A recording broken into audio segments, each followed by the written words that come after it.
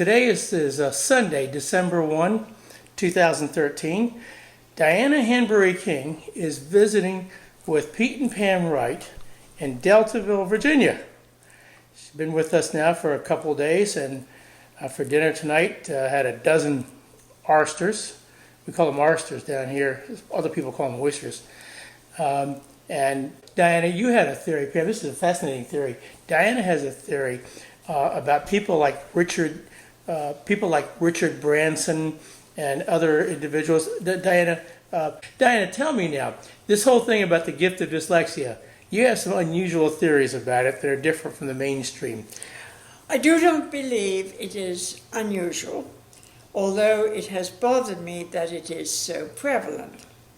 That dyslexia is prevalent? All you hear about is that people who are inventors and CEOs and leaders, the big advantage is, quote, they're so good and they're successful because they think outside the box. Well, that is only half the story. As a matter of fact, if you really want to know, it's less than half the story. The reason why they are successful is because they are innately charming. Why should dyslexic people be innately charming? Well, let me tell you. They are keenly observant of human behavior. We have a number of teachers have examples of this. I have a couple I can produce. I used to get serious, devastating migraine headaches. Long before any of my colleagues would notice, some of my dyslexic students, quite young ones, would say, "Are you getting a headache?"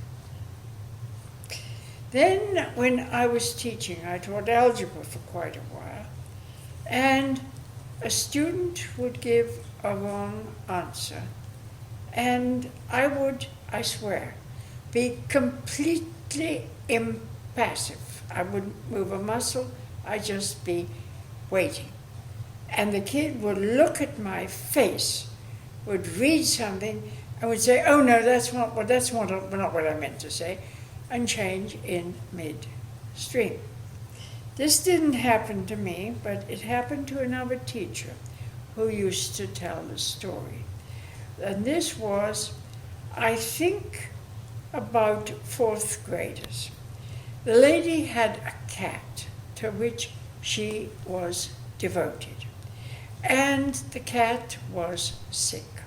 The cat was ill. And she shared it with her class. "I'm so worried, I'm so upset because the cat is ill." Then she walked into the class one day, and one of the young kids took a look at her and said, "I guess your cat died." Something had changed in her expression, from worry to resignation to who knows what, but she noticed. Now, we all know this, and heaven knows all the manufacturers of children's toys know it. What do babies look at first? What do babies look at? Babies look at faces. They are more attracted to human faces than to anything else. And they notice, early on, they notice what pleases a person, what doesn't please a person, and they behave in such a way as to please people.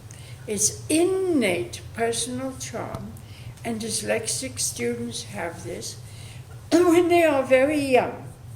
Unfortunately, some people say, "Oh, he's such a little con artist." Don't ever say that. It's nothing of the kind. It's innate charm, it's instinctive, it's innate, it comes from the beginning, and it is probably the chief advantage of dyslexia. It's ahead of everything else. People get chosen they get hired, they get elected because people like them. Why do people like them? Because they are charming. Look at all our presidents. The Kennedy family, loaded with dyslexia. Both members of the Kennedy, Bobby Kennedy, who had, I think it was 12 children, and one by one as they came through the Potomac School, they had to have extra help in reading and writing and spelling. And, all right, to get rid of the Kennedys, Lyndon Johnson had a dyslexic daughter, and we know dyslexia is hereditary. Woodrow Wilson is said to have been dyslexic, although I don't know quite about that one. And another thing that goes with dyslexia is left-handedness. And I don't know if anybody noticed the last 3 presidential candidates, they were all left-handed. Of course, including Obama. I'm not saying he's dyslexic, but he certainly writes with a rather awkward, I may say, left-handed grip. So left-handedness, dyslexia, the personal charm. And not enough. Oh, you've got Winston Churchill. Winston Churchill is certainly known to have been dyslexic. Nelson Rockefeller. I taught a Rockefeller grandson at one point, and his mother said to me very definitely, "Daddy never did learn to read." So, and you can go on and find that in all of these leaders. And it's not just the ingenuity and the cleverness, it's the innate personal charm based on their clean powers of observation. They notice stuff. That's what makes them successful. So it's personal charm. It's not the issue of being able to think outside the box. It's equally important. Equally The important. quick think inside the box is one thing, but the personal charm is what gets them into a leadership position in the first place.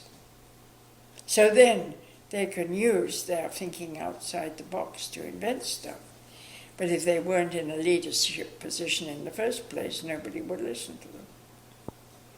And I thank you. Okay. See if that's useful. Pam, you got anything you want to ask Diana? I love it. I loved it. I was It's thinking true. It's absolutely also of, true. yeah, absolutely. Absolutely. Look at this guy. Say again? Look at you. Well, that's time to wrap it up.